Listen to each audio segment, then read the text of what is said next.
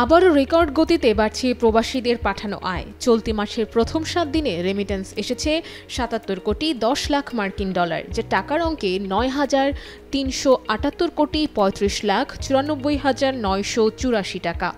এই হিসাবে প্রতিদিন গড়ে দেশে এসেছে ১১ কোটি ১ লাখ ডলার রেমিটেন্স।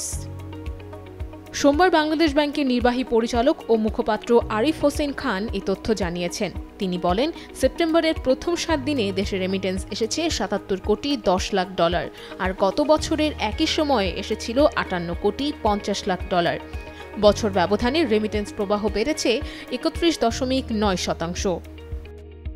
এছাড়া গত ৭ সেপ্টেম্বর একদিনে প্রবাসীরা দেশে ২৫ কোটি ৫০ লাখ ডলার রেমিটেন্স পাঠিয়েছেন জানিয়ে তিনি বলেন, চলতি অর্থবছরের জুলাই থেকে ৭ সেপ্টেম্বর পর্যন্ত দেশে এসেছে ৫৬৭ কোটি ১০ লাখ ডলার রেমিটেন্স। বছর ব্যবধানে যা বেড়েছে ২০.১০%। এর আগে গত আগস্টে দেশে এসেছে ২৪২ কোটি ১৮ লাখ ৯০ হাজার মার্কিন ডলার রেমিটেন্স, আর গত জুলাইয়ে দেশে এসেছিল ২৪৭ কোটি ৮০ লাখ ডলার রেমিটেন্স।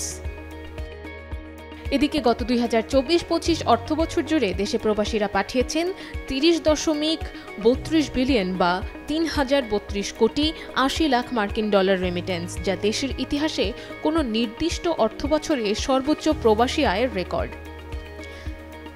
এই রেমিটেন্স শুধু বৈদেশিক মুদ্রার রিজার্ভকে শক্তিশালী করছে না, বরং দেশের সামগ্রিক অর্থনীতিতেও যোগ করছে নতুন গতি, যা সংকটাপন্ন সময়ে অর্থনীতিকে টেনে তোলার ক্ষেত্রে বড় স্বস্তি এনে দিয়েছে।